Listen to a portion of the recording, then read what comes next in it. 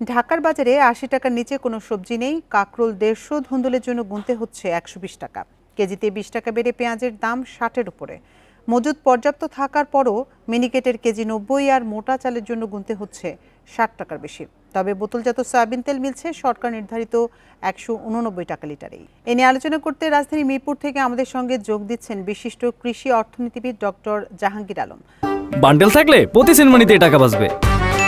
বিকাশ send money bundle কিনে জিতুন প্রতি লেনদেনে।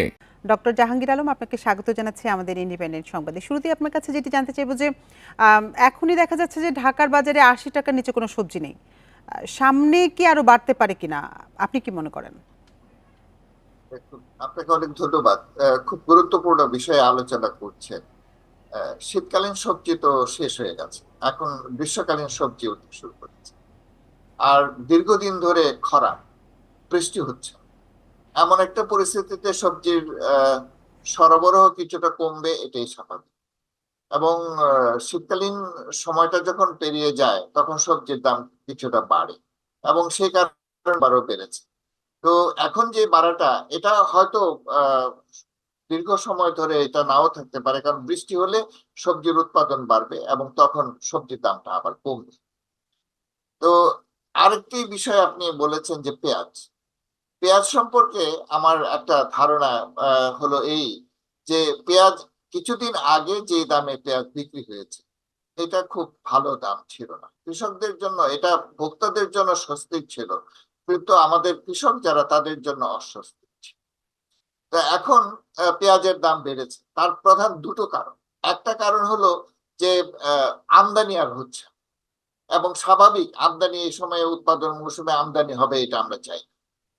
দ্বিতীয়ত, যে পেঁয়াজ অনেকটা স্টোরেজ হচ্ছে, অনেকেই পেঁয়াজ ধরে রাখছে, এবং ছোট ছোট মিনি স্টোরেজে কৃষকরাও পেঁয়াজ ধরে রাখছে।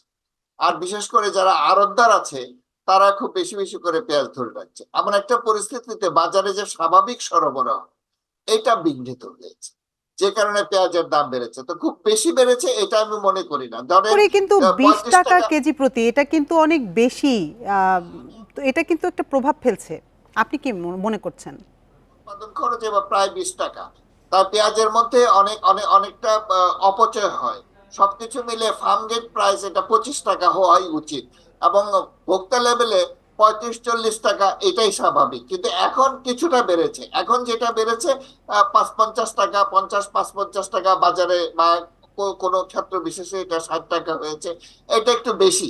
তবে আমার মনে হয় যে যদি বাজার মনিটরিংটা ঠিকভাবে হয় এবং স্টোরেজটা যদি সীমিত করা যায়, তাহলে পেঁয়াজের দাম আর বাড়বে না। কারণ এই বছর পেঁয়াজ কিন্তু উৎপাদন খুবই ভালো হয়েছে, প্রায় ৩৯ লাখ টন পেঁয়াজ উৎপাদন হয়েছে বলে আমরা ধারণা করছি। এমন একটা পরিস্থিতিতে দেশের যে পেঁয়াজের প্রয়োজন, সেটা আমরা অনায়াসেই মেটাতে পারি। কাজে এবার পেঁয়াজের দাম খুব বেশি বাড়বে, এটা আমরা আশা করি।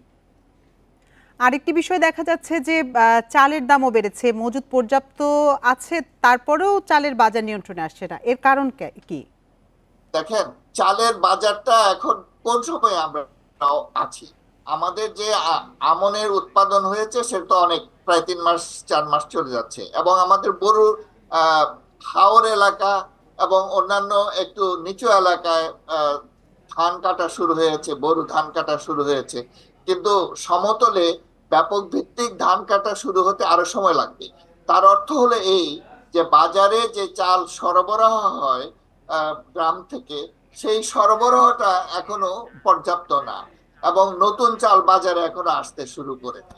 এমন একটা পরিস্থিতিতে চালের সরবরাহ খুব বেশি না, এবং এই সময়ে চালের দাম কিছুটা বাড়তে পারে। কিন্তু এবছর কিন্তু গরুর উৎপাদন খুবই ভালো হয়েছে। আমার মনে হয় যে আগামী 15 দিন পরে গরু ধানের যখন বাজারে পর্যাপ্ত সরবরাহ হবে, তখন ডক্টর চালের এই জাহাঙ্গীর, দামটা আমরা কিন্তু থাকবে এর না। আগেও দেখেছি যে ভরা মৌসুমেও চালের দাম বাড়তি ছিল। এ বিষয়ে আপনি কি বলবেন? দেখেন, ভরা মৌসুমে, এর আগে আমনের মৌসুমে চালের উৎপাদন খুব বেশি ভালো ছিল না। পরপর বন্যা হয়ে দীর্ঘ খরা ছিল তার আগে, এরপরে অতিবৃষ্টি, এসব কারণে আমনের উৎপাদনটা কিছুটা বিঘ্নিত হয়েছিল, যে কারণে উৎপাদনটা যতটা আশা করা হয়েছিল ততটা উৎপাদন হয় নাই। স্বাভাবিকভাবেই যে দামটা বৃদ্ধি হয়েছিল, এটাকে অস্বাভাবিক বলা যায় না। কিন্তু এখন সামনে যে বোরো উৎপাদন, বোরো সমস্ত চাল উৎপাদনের প্রায় 54% আসে বোরো ধান থেকে, বোরো চাল হয়। এবং এটা যদি বাজারে আসতে শুরু করে, চালের দাম এটা থাকবে না, চালের দাম স্বাভাবিকভাবে অনেক কমে যাবে। আপনার কাছে ছোট্ট করে একটি বিষয় জানতে চাইবো যে বিপণন ব্যবস্থায় ভারসাম্য আসছে না, এটি কেন? দেখেন, আমাদের বিপণন ব্যবস্থায় যে মধ্যস্বত্বভোগীর কথা বলা হয়, সবসময় এটা সম্পর্কে আমরা বলে থাকি যে দোষ দিয়ে থাকি। আসল ব্যাপার হলো যে আমরা বাজারটাকে সঠিকভাবে পরিচালনা করতে পারছি। আর দ্বিতীয়ত, ম্যানেজমেন্ট সমস্যা থাকলে আপনি বিভিন্ন যারা ইন্টারমিডিয়ারিজ আছে তাদেরকে শুধু দোষ দিয়ে তো লাভ নাই।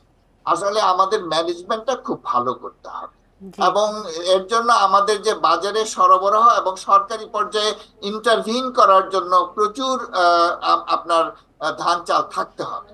এবং সেটা যদি না থাকে, বাজারে যদি মজুদ, সরকারি পর্যায়ে মজুদ যদি বেশি থাকে এবং ইন্টারভেনশনটা যদি পর্যাপ্ত হয়, তাহলে কিন্তু চালের বাজারে এই ধরনের হঠাৎ মূল্য বৃদ্ধি এটা হবে। জি, ডক্টর কাজে জাহাঙ্গীর আমাদের আলম, এটা আপনাকে অসংখ্য ধন্যবাদ আমাদের সাথে যোগ দেওয়ার জন্য।